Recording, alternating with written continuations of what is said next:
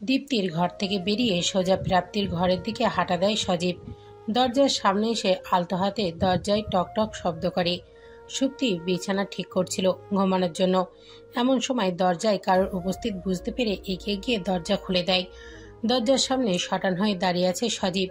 সুপ্তিকে পাশ কাটিয়ে ঘরে ঢুকে সোজা প্রাপ্তির কাছে চলে আসে। প্রাপ্তি সোফায় চুপচাপ বসেছিল। সজীব ধীরে সুস্থে প্রাপ্তির কাছে গিয়ে পাশ ঘেঁষে বসে। মাথায় হাত রেখে নরম কণ্ঠে জিজ্ঞাসা করে, এখন কেমন লাগছে? ব্যথা এখনো আছে? ওই একটু। প্রাপ্তির জবাব শুনে ছোট্ট করে একটা দম ছাড়ে সজীব। ওষুধের বক্সটা হাতে নিয়ে প্রাপ্তির রাতের খাবার ওষুধগুলো বের করে। পরপর পকেট থেকে একটা ওষুধের পাতা বের করে বক্সে রাখে। এক এক করে সবগুলো ওষুধ হাতে তুলতে দেয়। সামনে তাকিয়ে দেখে সুপ্তি চুপচাপ স্বাভাবিকভাবেই দাঁড়িয়ে আছে। সুপ্তিকে উদ্দেশ্য করে সজীব বলে, চুপচাপ দাঁড়িয়ে না থেকে তোর কাজ শেষ কর, রাত অনেক হলো তো। সুপ্তি জিভ কামড় দিয়ে বিছানা ঠিক করতে ব্যস্ত হয়ে পড়ে। সজীব আর চোখে সুপ্তিকে দেখে নেয় একবার, তারপর হাতের ওষুধগুলো প্রাপ্তির সামনে ধরে এক গ্লাস পানি এগিয়ে দিয়ে খেয়ে নিতে বলে। ওষুধগুলো নিজের হাতে তালুতে নিয়ে ভুরু কুঁচকে যায় প্রাপ্তির।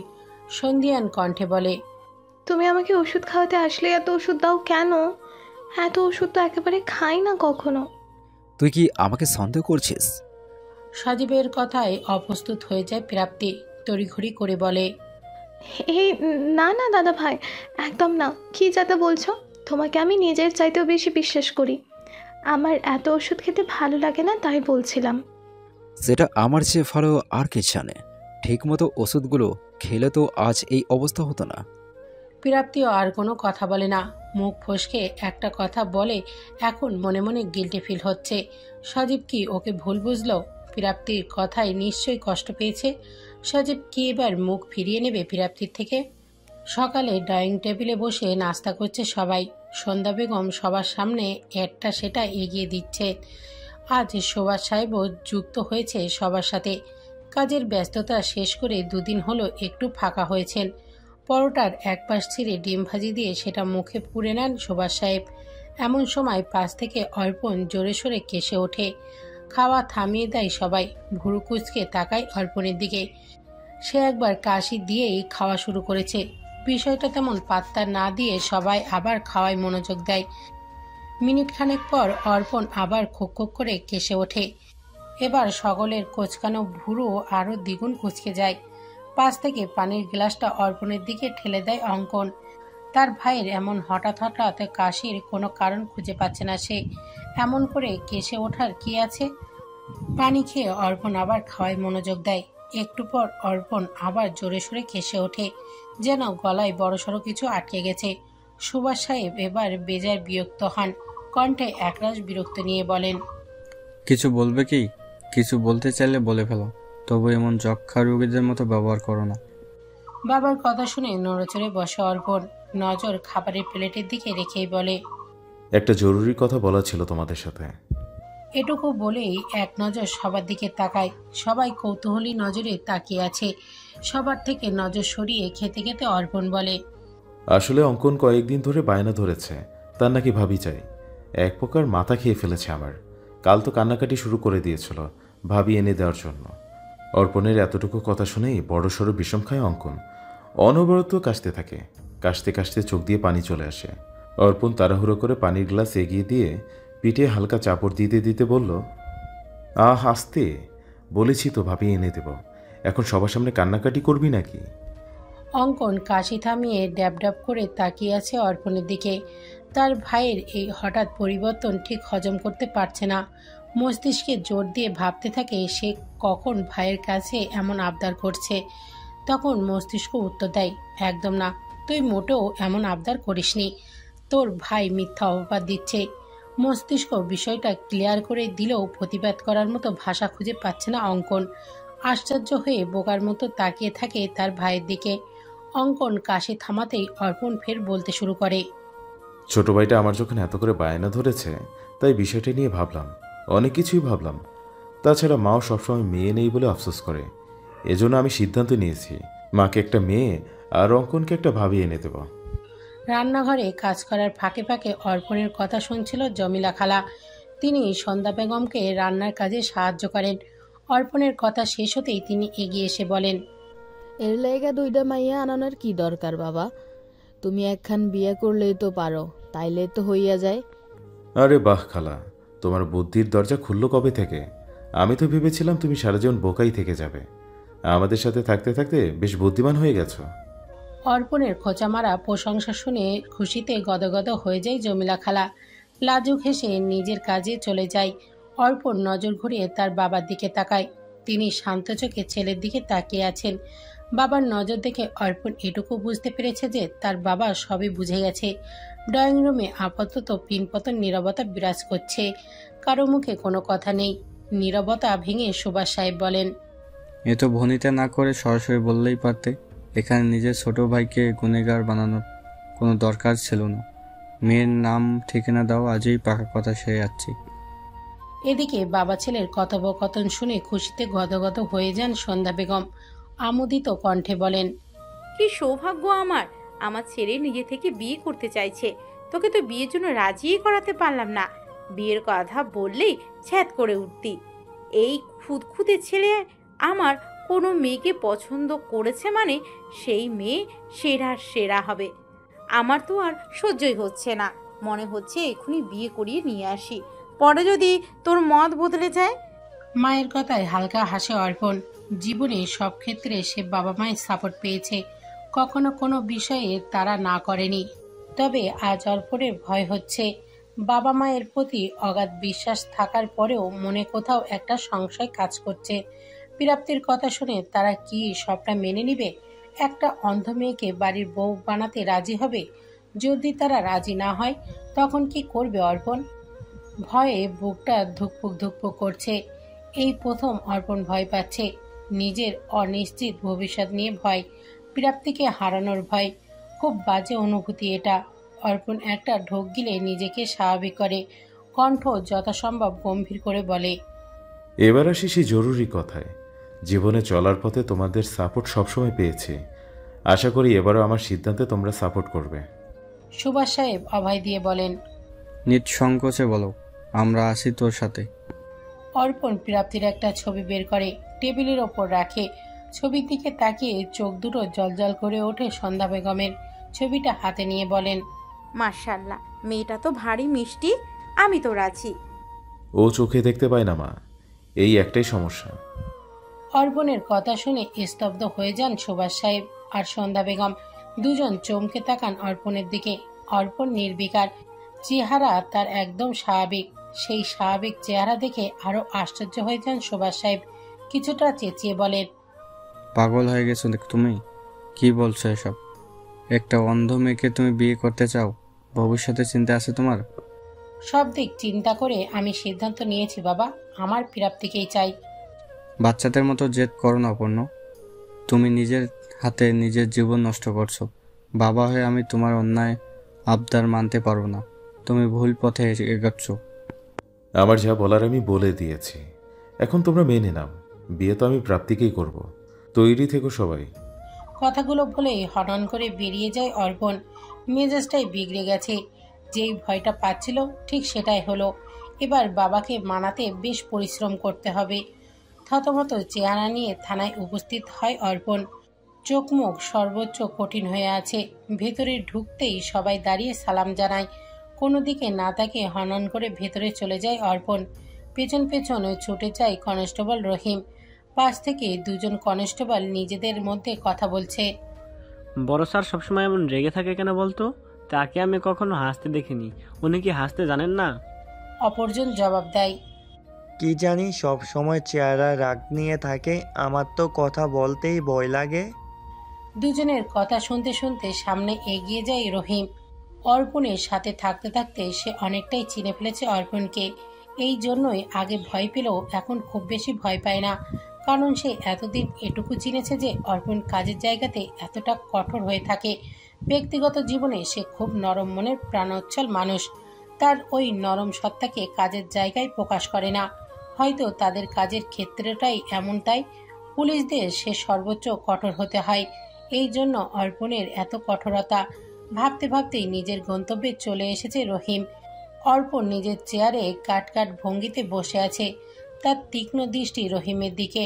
ওই বাজ পাখির মতো তীক্ষ্ণ নজর দেখে নড়েচড়ে ওঠে রহিম। কি সাংঘাতিক দৃষ্টি, এ যেন চোখ দিয়ে জখম করে দিতে পারে। অর্পণ গম্ভীর কণ্ঠে প্রশ্ন করে, খবর পাওয়া গেছে? জি স্যার, কষ্ট হয়েছে ঠিকই, কিন্তু লোকেশন পেয়ে গেছি। মতিঝিলের ওইখানে আস্তানা। রনি স্যার এজন্য হয়তো কেসটার নাম অপারেশন মতিঝিলি দিয়ে উল্লেখ করেছে। এটা আপনার জন্য একটা ক্লু ছিল স্যার। দুই হাত একসাথে মুঠো করে সামনে এগিয়ে আসে অর্পণ, চেহারা আরো গম্ভীর করে বলে, বিষয়টা আমার মাথায় আগে এসেছিল। রনি আমার জন্য ক্লু রেখে গেছে, আমি বুঝতে দেরি করে ফেলেছি। তবে কোনো ব্যাপার না, ওদের আস্তানার খবর যখন পেয়ে গেছি, সেইটা ধ্বংস করতে আমার বেশি সময় লাগবে না। ওরা খুবই ভয়ঙ্কর স্যার, ওদের হাতে ধরা পড়লে মৃত্যু নিশ্চিত। বিপদ নিয়ে খেলতে অর্পণ খুব ভালোবাসে রহিম সাহেব, এবার চলুন। বলেই অর্পণ উঠে দাঁড়ায়। এদিকে অর্পণকে হুট করে উঠে দাঁড়াতে দেখে একটু ভয় পেয়ে যায় রহিম। নিজেকে সামলে নিয়ে বলে, কোথায় যাবেন স্যার? আত্মীয়ের বাড়ি দর্শন করে আসি। এদের সাথে মোলাকাত তো সেখানেই হবে, আগে থেকে একবার চোখকে শান্ত করি। অর্পণের কথা শুনে ভ্যাবাচাকা খেয়ে যায় রহিম। ড্যাব করে তাকিয়ে থাকে অর্পণের দিকে। অর্পণের বলা সব কথা রহিমের মাথার উপর দিয়ে গেছে, সেটা রহিমের চেহারা দেখেই বোঝা যাচ্ছে। তবে আর কথা বাড়ায় না, চুপচাপ অর্পণের সাথে বেরিয়ে যায়। গাড়ি ড্রাইভ করছে অর্পণ নিজেই। একটা পুরো দোতলার বাড়ির সামনে এসে গাড়ি থামায়। বাড়িটা বহু পুরাতন, অনেক বছর ধরেই মেরামত না করায় কিছু জায়গায় ভেঙে গেছে। রং চটে গিয়ে বাড়ির বেহাল দশা।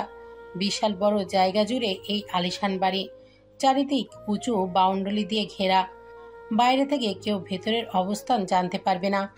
পুরনো বাড়িটা এখন আর কেউ ব্যবহার করে না, আর না আছে এই জায়গার মালিকের কোনো খোঁজ। বাড়ির পেছনে ঠিক কী আছে সেটা সবার অজানা।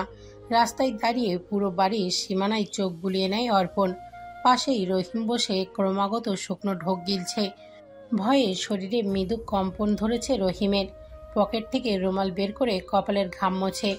অর্পণ কিছুক্ষণ বাড়িটার দিকে তীক্ষ্ণ দৃষ্টিতে তাকিয়ে থেকে বাঁকা হেসে সানগ্লাস চোখে পড়ে নেয়। তারপর গাড়ি স্টার্ট দিয়ে একটানে সেখান থেকে চলে যায়।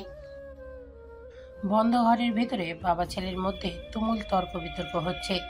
দরজার বাইরে চিন্তিত ভঙ্গিতে দাঁড়িয়ে আছে সবাই।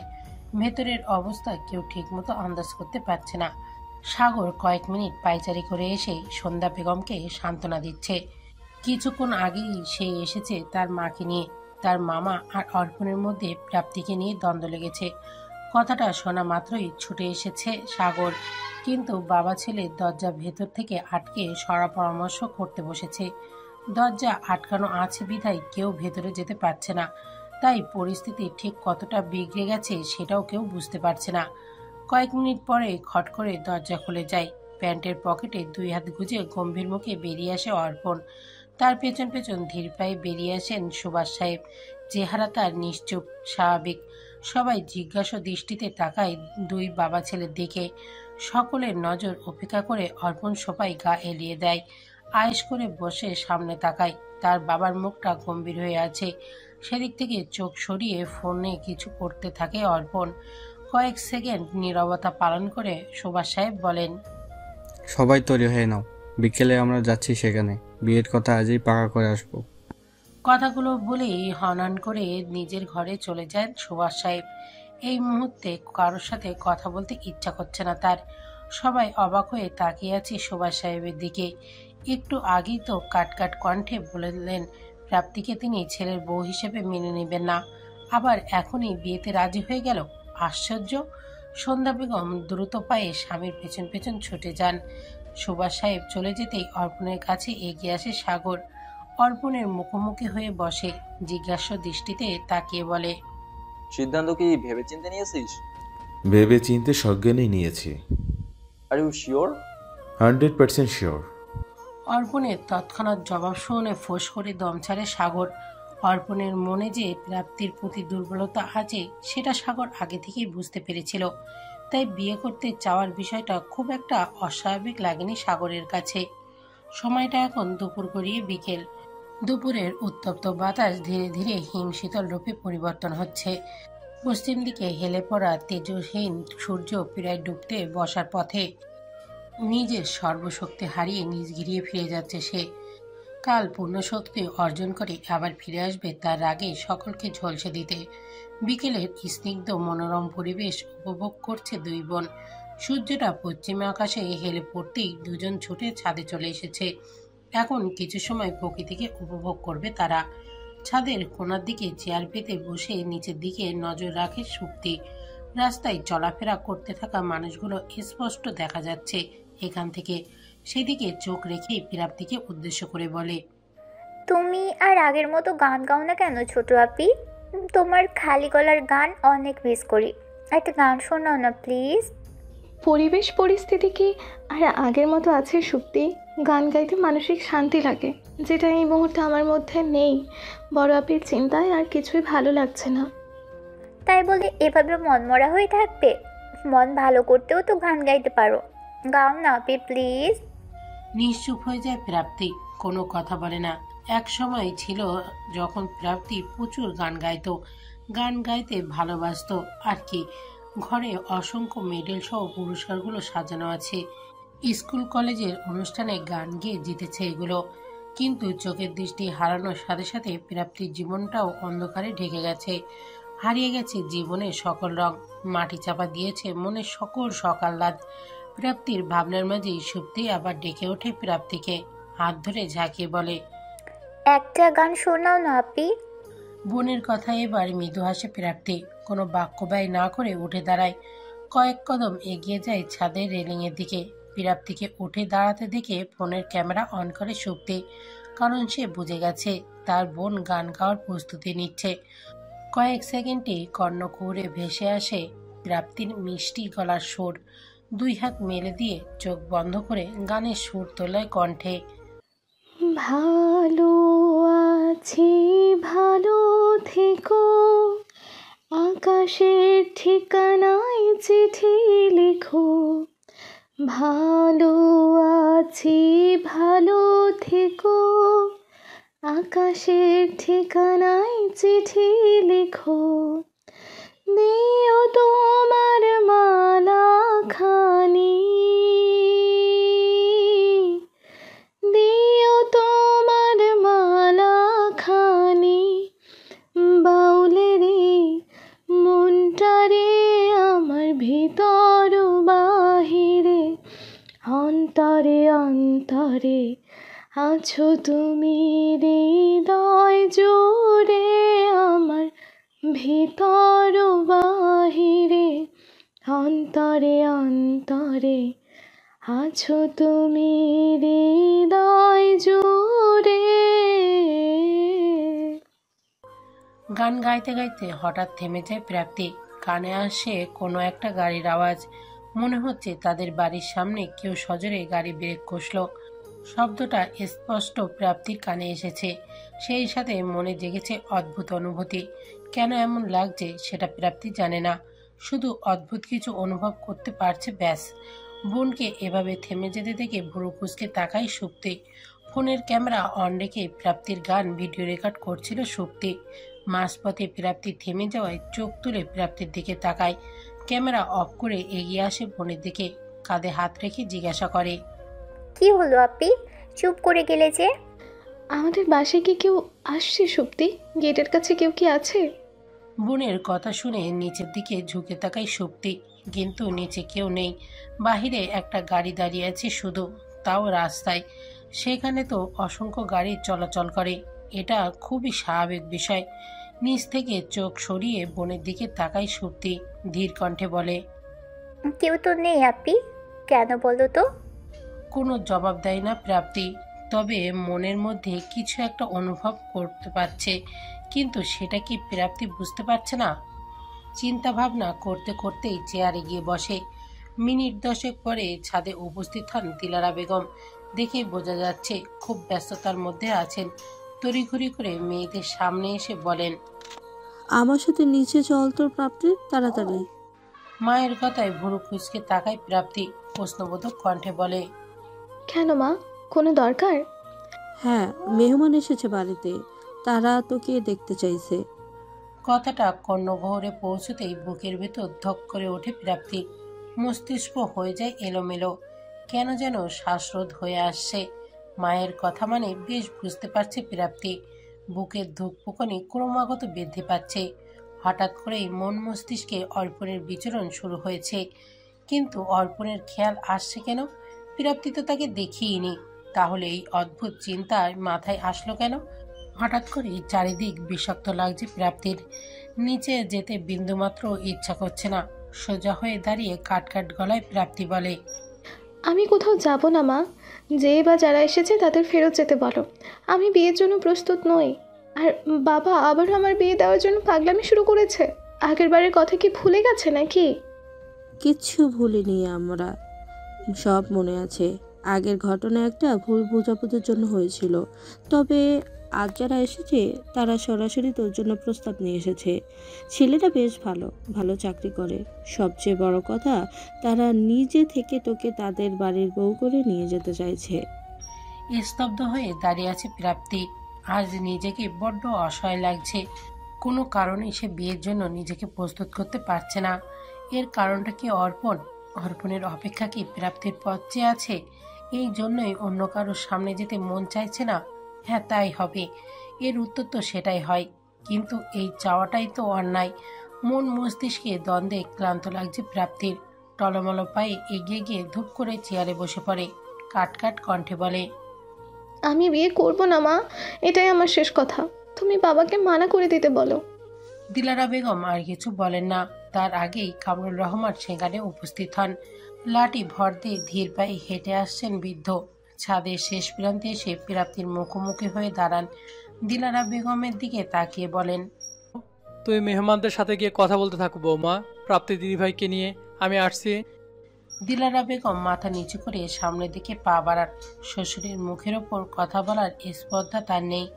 দিলারা বেগম চলে যেতেই কামরুল সাহেব প্রাপ্তির কাজ ঘেঁষে বসেন। প্রাপ্তি মাথা নিচু করে বসে আছে।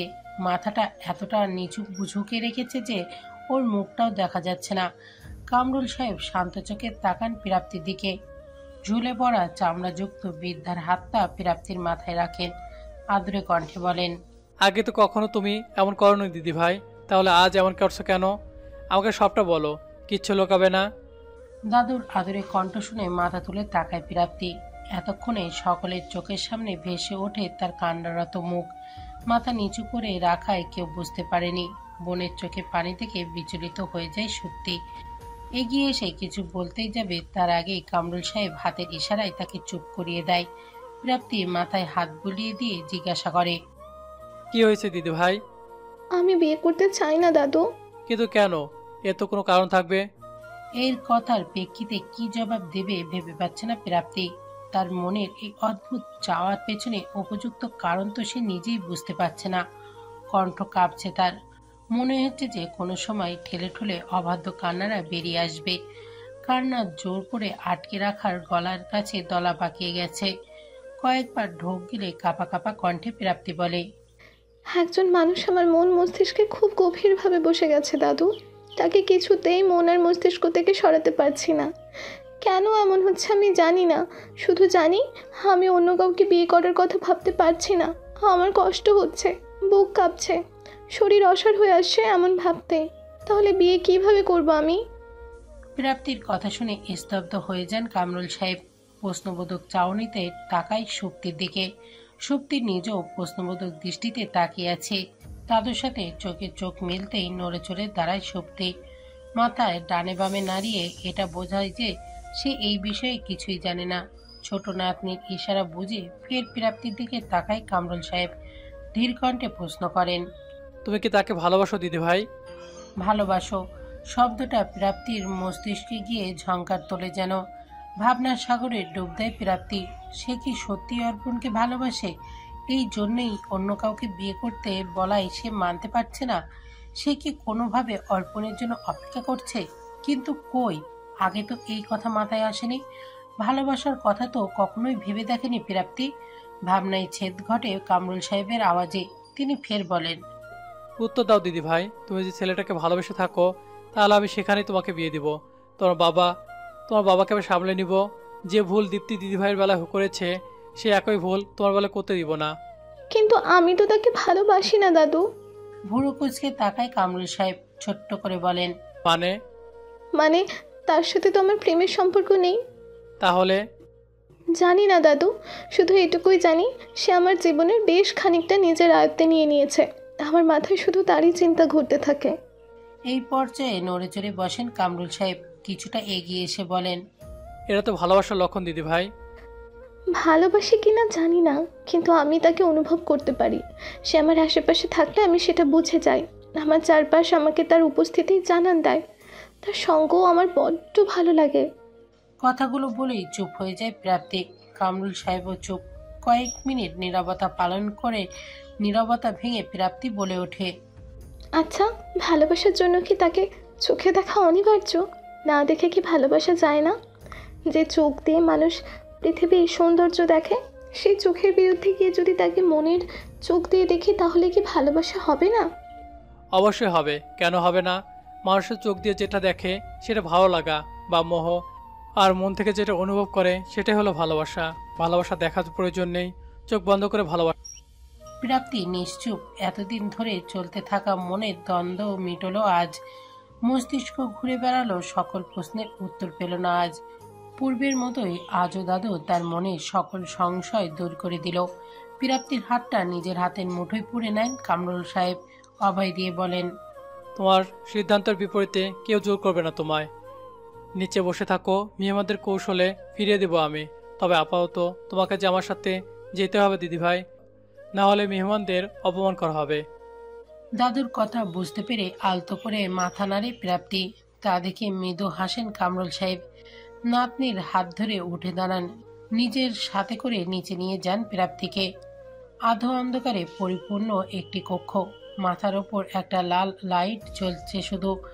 মাঝারি মাপের ঘরটায় এলোমেলো হয়ে পড়ে আছে 11 জন যুবতী মেয়ে। ওদের দেখে বোঝা যাচ্ছে কেউই হুঁশে নেই।